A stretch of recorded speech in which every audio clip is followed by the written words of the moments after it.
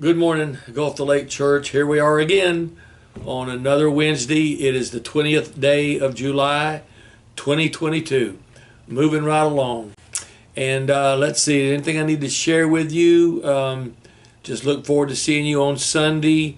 Our youth are at Fuge Camp for the week. Everything else going great. We've got Bible studies galore that are taking place, and more that are in the planning right now, actually. We'll let you know about those when they finally get developed. But what we're doing now in this Bible study is we're talking about James and about practical Christianity.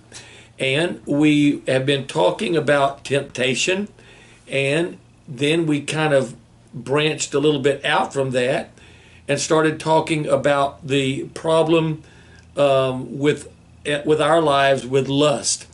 And we used a verse in James, the two verses, that talked about how we're pulled away, we're drawn away, and we're enticed to sin, to give in to the temptation by our own lust. And then we went and we started with another story, kind of a sub, if you will, out of James, of Joseph and his struggles with lust and his temptation to give in to lust with Potiphar's wife. So I'm not going to read that whole story because I'm sure most of you are familiar with that. But where we left off last week with Joseph was that there's a practical application, which is what James is wanting us to understand today, when you look at Joseph's life and how he dealt with Mrs. Potiphar. And if you remember, we left off talking about how Mrs. Potiphar kept trying to seduce Joseph and he would not give in. And so finally she just decided to take matters physically into her own hands and grabbed him to try to force him to commit adultery. And Joseph wouldn't do it. He ran and he left. And when he did, she pulled his outer garment off of him. And when her husband came home, she lied to him and said that Joseph tried to attack her and rape her. And so then he got mad, as rightfully so, if you would have believed that, and had Joseph thrown into prison. And what I left off with last week was this. Joseph did the right thing, but even though he did the right thing and made the right choice, we don't see him right away being commended for that. We don't see him reaping positively from that good choice, but we see him being put into a prison. And so I think many times we Christians need to understand that when other people sin, we can still be affected by it. And we can still suffer even the consequences of somebody else's sin. For instance, let's say you have a man or a woman. Let's use the man.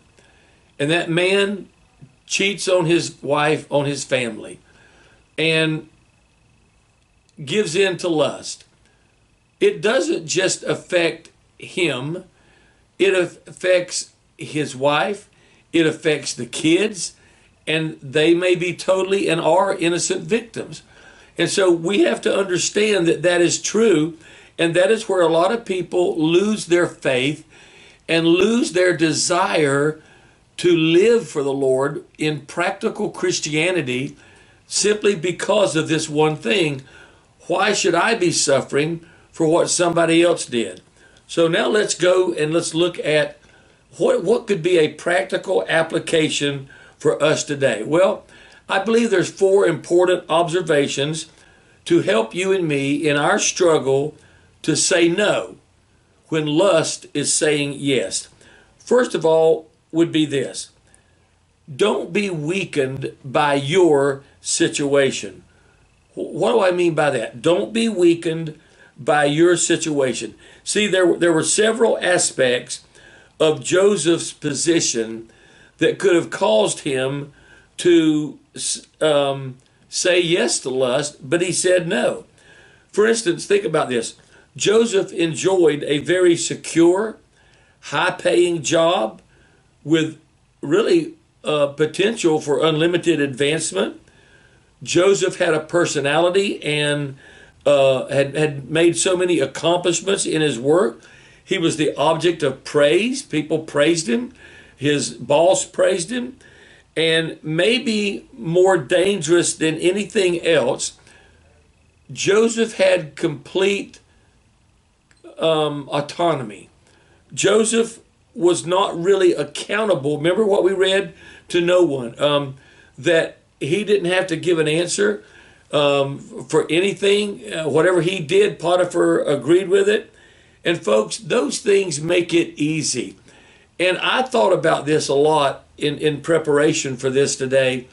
I thought about this fact when I read about and I hear about so many people in higher positions, people that have a position of trust in government or in maybe a school or in a church, in a denomination, that it is so easy, folks, to be autonomous and to not be held accountable. There are so many opportunities to sin against the Lord and not hold yourself accountable. Let me see if I could make this more practical. For instance, I've had people say to me in this area of giving into lust, well, Pastor, my marriage was on the rocks. My marriage was not good right now. My wife or my husband was not paying attention to me. That's what I mean. Don't be weakened by your situation. And let me just say this and say it directly. A bad marriage at that time in your life does not justify sinning against the Lord and giving into lust. I'm telling you, it will only lead to more problems and more severe problems and more people being affected. So, don't be weakened by your situation. Number two, don't be deceived by the fact that you're going to be persuaded and tempted over and over and over. Mrs. Potiphar was very bold. She was flattering to Joseph, but she was very calculating in the way that she did this. Now, there's no doubt in my mind that all of her verbal enticements were probably, and we don't have everything, as you know, that she said, but her oral enticements were probably about as loosely clad as she must have been in the way she dressed.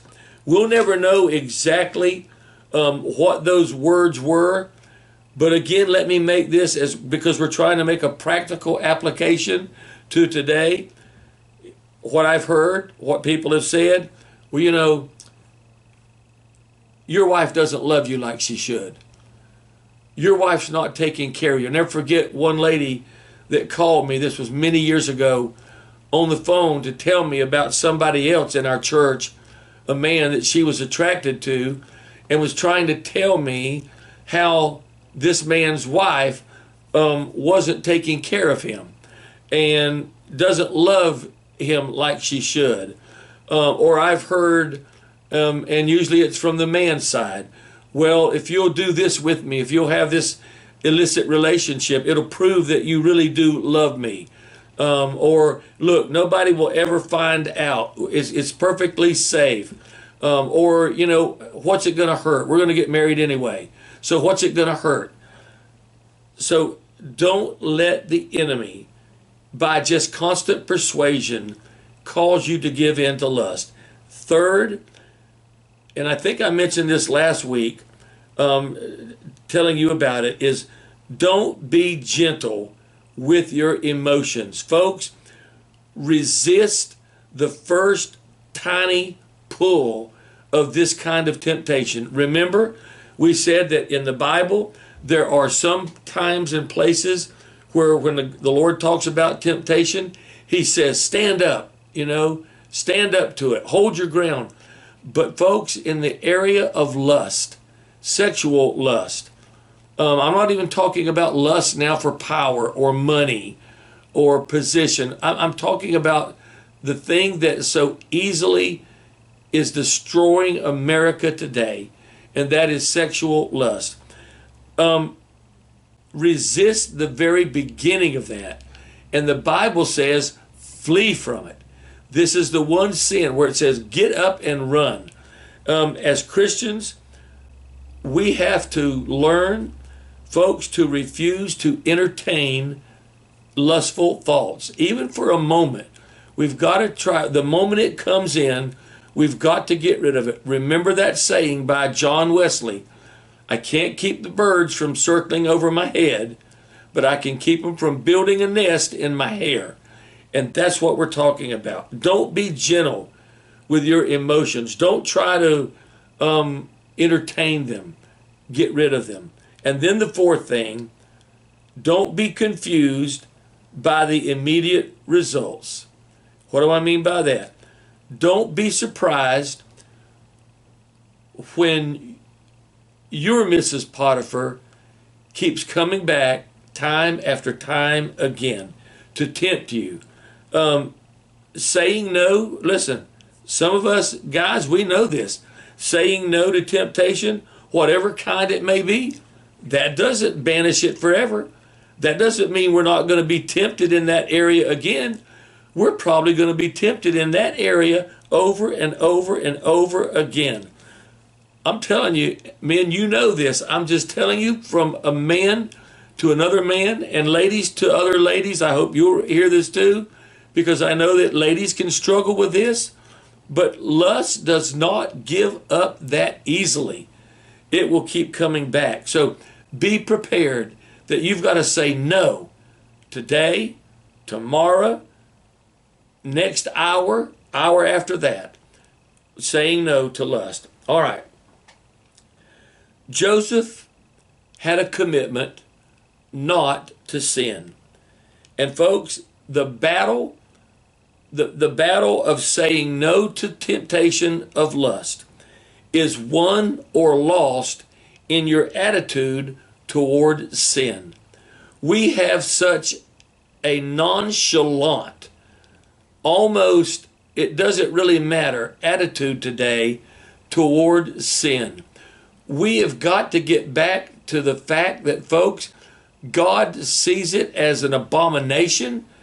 And listen, you know, I've been listening to Chuck Swindoll. He's been doing this great study on the life of David.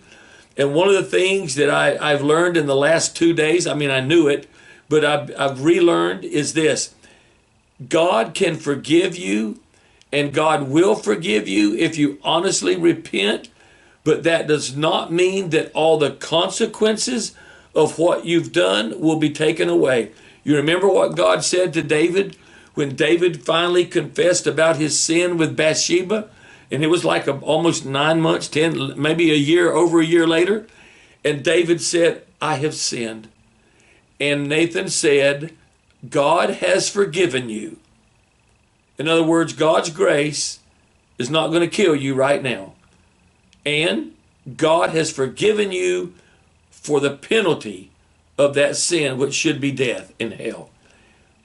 But, there's another big word there, but because of this sin, the sword will never depart from your house. And folks, David went through it. David had a daughter that was raped. She had a son that killed the other son that did the raping. That son then rebelled against David and tried to take over the kingdom. And before all that, the baby that was conceived by that relationship died.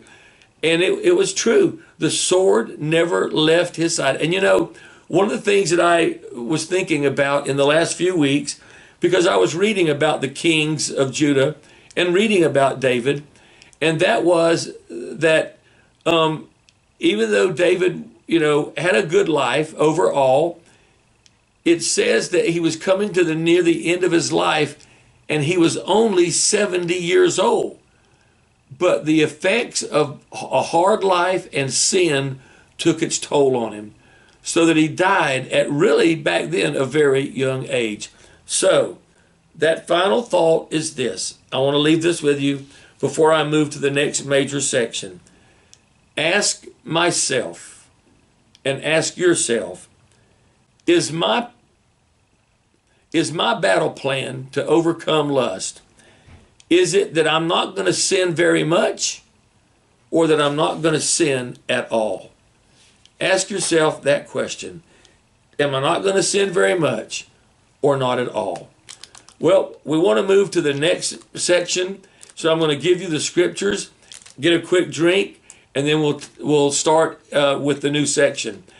In the new section, we're talking about divorce, but not what you're thinking. So James chapter 1, verses 19 through 27. James 1, 19 through 27. Let me get a drink.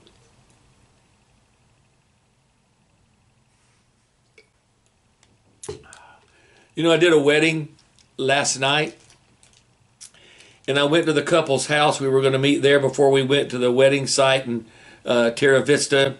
And believe it or not, he said, well, I noticed up on the stage you're always drinking Gatorade. So he had a Gatorade for me, and I thought, man, that's great, because this is my weakness right here. I drink it most all day long. I freeze one, a big one at night, and have the chipped up ice. So anyway, I don't know why I told you that. Just wanted to. All right. James 1, 19 through 27, talking about a great divorce. But as I said, not the kind that occurs between a husband and a wife. But when I'm talking about the great divorce, I'm talking about the kind, and James is talking about the kind that happens between what a Christian hears the word and doing the word. Remember, practical Christianity. And this is the nuts and bolts of James, of doing what your faith says you're going to do.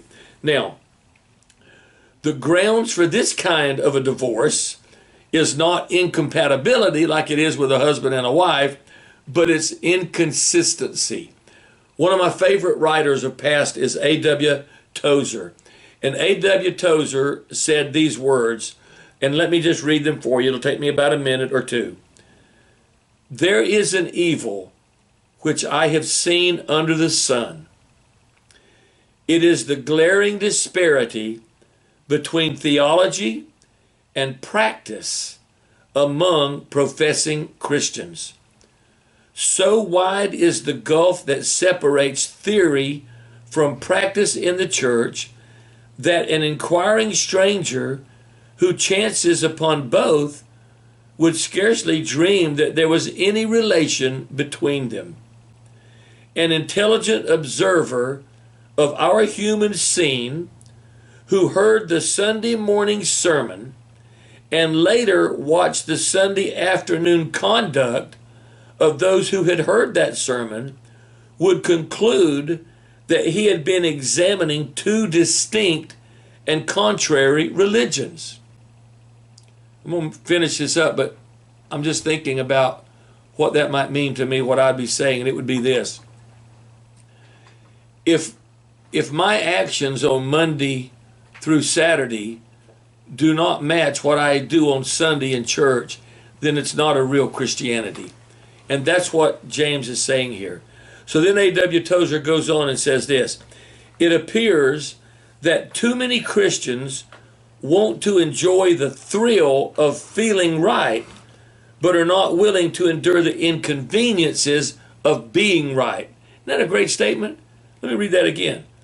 Too many Christians want to enjoy the thrill of feeling right, but not willing to endure the inconveniences of being right. So, the divorce between theory and practice becomes permanent. In fact, though in word the union is declared to be eternal. Truth sits forsaken and grieves till her professed followers come home for a brief visit, but she sees them depart again when the bills become due. What is he saying there? He's saying there is a divorce between what we say and what we do. And that is what James is doing in most of the main theme of the book. And that is, if you say you have faith, act like you have faith. And act like it all the time. So thus far in our study, James has dealt with trials. That was in verses 1 through 12. He dealt with temptations and lust, which we spent about 3 weeks on. That's in verses 13 through 18. Now he's going to come back to the basic theme behind his whole letter, and that is simply this. Let's just say it in our way, in the way we would. Behave like you believe. That's what he's talking about. Behave like you say you believe.